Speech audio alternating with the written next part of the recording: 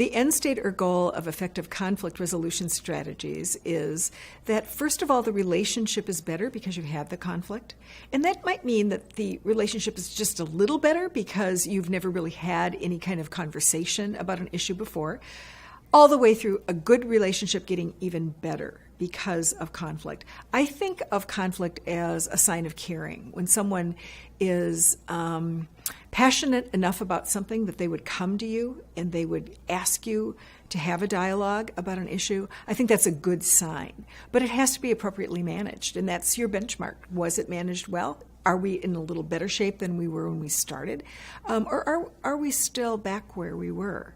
In which case that would tell you the technique wasn't effective or the language that was used was offensive in some way. Critical conversations are those where the stakes are higher than in other kinds of conversations. So it might be something where you have to speak with an employee as a leader about something that person is not doing, that they should be doing, inappropriate behavior, work habits, any number of things, quality issues. It's critical because if you aren't able to influence them with an initial conversation or two, it can accelerate. And that's what you don't want to have happen. You want to stop the behavior, stop the situation, stop the pattern before it accelerates to something where you have to take disciplinary action or you have to terminate someone. So as a leader, you don't want to have those things occur. So it's important that you learn the skills of addressing it effectively early on. And there's a difference between a critical conversation and a critical message.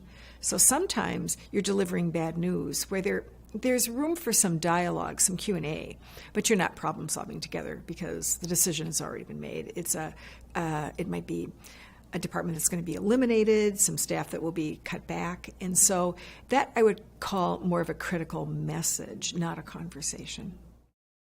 There are 5 key conflict resolution styles, and each of them can be used in different situations, beginning with one that we'll call retreat. And retreat is when you avoid a conflict. You try to stay away from it. You don't address it. You don't talk to anyone, and you just walk away.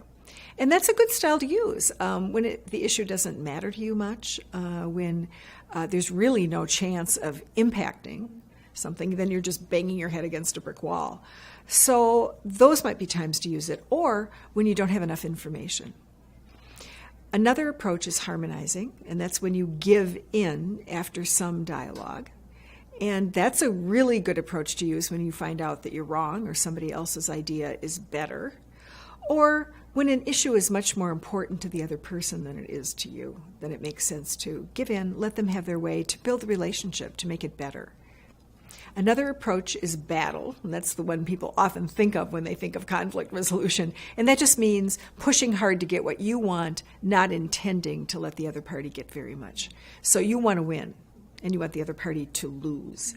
And in a leadership role, I think that's a good approach to use when you have to enforce rules, laws, policies, safety concerns, or ethical or value-laden issues.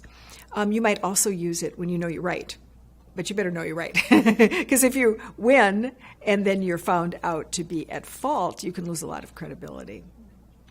Another approach is bargaining.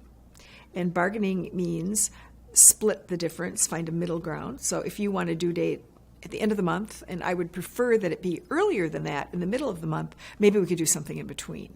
Pretty easy to resolve. More transactional issues that way, things that can be divided. Or you might work a deal. So I'll give you this if you give me something back in return. Another approach is problem solving. And problem solving is what you might say constitutes a win-win approach. So I'm trying to get you what you want. At the same time, I'm trying to get what I want. So I'm going to have to carefully define the problem in order for that to happen. A lot of arguments are over predetermined solutions. So if I've already decided what I want and you've already decided what you want, we never really explore the nature of the problem to find out why you want what you want, what's at the base of it, which often opens the door to more solutions. So what you essentially want is to get out of the two-solution approach to multiple solutions, but you can't do that without talking a little bit more about what the problem really is. So those are the 5 approaches. Developing skills to raise issues with others is not an easy thing. So I think you have to use multiple approaches in order to really build that skill set. So one thing, of course, is if you're lucky enough to grow up in a family or work in environments where the people around you use good skills, I think you naturally absorb them, something called vicarious modeling. You just learn by observation, and that's ideal. But most of us haven't had that situation. So next best is to get some training, learn some things, and training that includes skill practice. So I think it's important that whatever training that you do requires you to actually use the skills with simulated situations or role play or something where you're pushing yourself to use those skills. I think also using coaches helps. I mean, it might be your own personal coach. It could be a peer coach, somebody that you can ask, how should I approach this? What language choice would you consider? What would you think about in setting up the context for me to have this kind of dialogue? So there are multiple modes that you can use.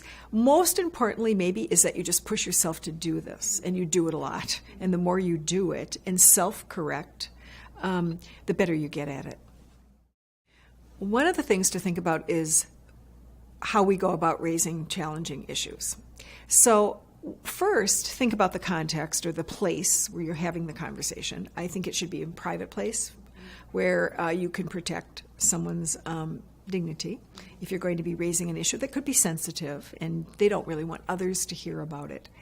Also think about the timing, catching people when they're busy, rather than setting an appointment and having a scheduled time points to the seriousness or the attention that you're paying to the issue. Then in terms of the language choice, start with a description of the problem, not a judgment of the person. So if I just describe something, I noticed you were late to our meetings the last couple of times, and I wanted to talk with you about that. That's different than saying when you're rude and insensitive and you don't show up and you irritate the team. All of that just is taken so personally. So it's got to be descriptive and not judgmental. Otherwise, you've lost the audience right away. Second, talk about the impact. Like, why am I bringing this up? So when this happens, what is the impact for others? So if we go back to being late to meetings, well, we don't get the benefit of your input. Items come up on the agenda that we need you for. You're not there. It pushes back our agenda. We don't want to revisit things we've already talked about. You're a valuable member of our team, so we don't have good discussions without you. So the impact statement is important. And then, of course, asking then for the other person's perspective. So, tell me, why is this happening? What are the barriers to you getting to the meeting on time? What's happening with you? This is unusual. I haven't seen this before. Any number of questions that might stimulate a response that would help you understand more about why something is happening. And then going from there to problem solve, to talk together about what might resolve the problem. So, always put the problem-solving steps in the hands of the person you're talking with and ask them what they're willing to do, what they might be able to do. And then you can chime in with some of your own thoughts as well.